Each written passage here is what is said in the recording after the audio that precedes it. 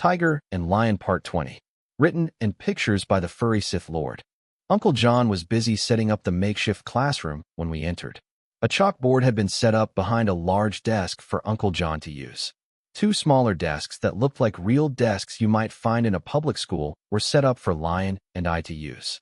Supposedly, Master was supposed to be watching us on camera, but his job keeps him busy, so we doubted he was watching us. "Good morning, students," Uncle John said as we entered and stood by the desks waiting to see what would happen. "So, we have a few ground rules to go over. Even though I am homeschooling you both, we are still treating this as if it were a regular class in a school. Here I am not your uncle, but you will keep it professional and call me either teacher or Mr. John. Not Uncle John," he explained. It felt a bit different, but having been punished for breaking the rules, I intended to make sure I followed any rules Mr. John told us. I was still sore from the spank, and Lyon was babying me about it. I had to tell him off, subtly, for him to get the idea that I did not want to be treated as a baby. "If you have any questions, or you want to answer a question I have asked, then you need to raise your paw and wait for me to acknowledge you. Never speak out of turn," Mr. John explained, and he told us to sit, and he began to write letters on the board. Neither Lyon nor I knew what they were, so we waited for our teacher to explain them to us. "These are the letters of the alphabet.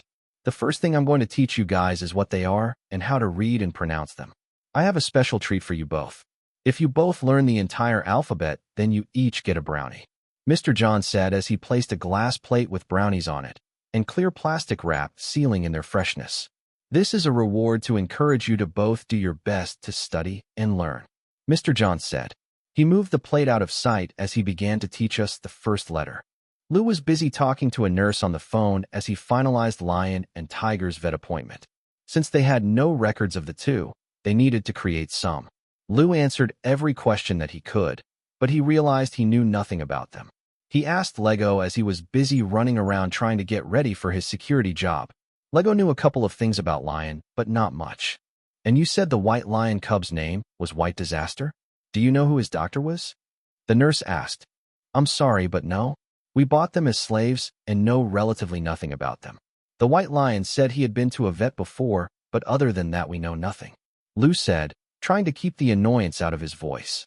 "Okay, then we'll see you tomorrow," the nurse said. Lou hung up the phone, then he heard Lyon and Tyger arguing, and he stepped out of his office to see what was going on. "Lyon, Tyger, what is going on?" Lou asked sternly, and Lyon quickly hid behind his brother as Lou approached. "Sorry, Master. We were arguing about school," Tyger said. "School? You mean the classes Uncle John is teaching you?" Lou asked. "Actually, we're not allowed to call him Uncle John during school.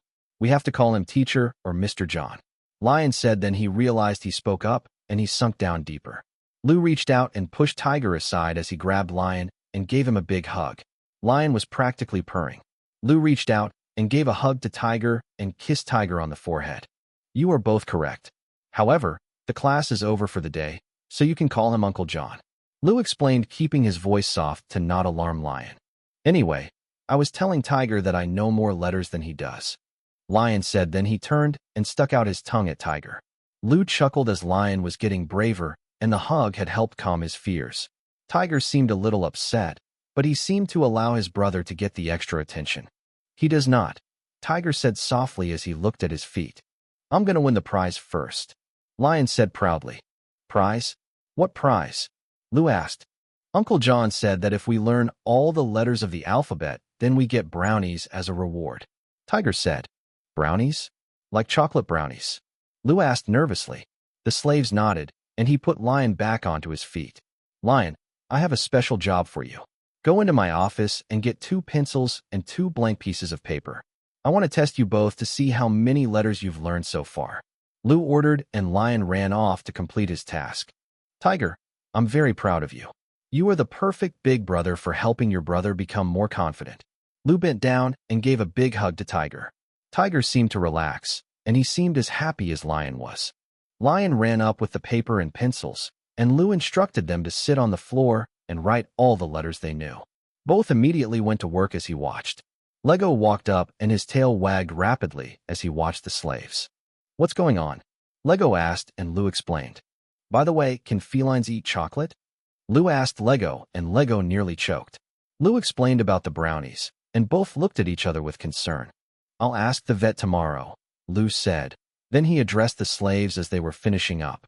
"Boys, I do have some bad news. Tomorrow you will miss class because you have your vet appointment. You'll be checked out, so make sure you're wearing clean underwear." Lou instructed, and Lyon groaned as he and Tyger looked at each other. This ends part 20. We hope you enjoyed it. See you next time for part 21. We have no family. We have no home. Is there a place we will be accepted?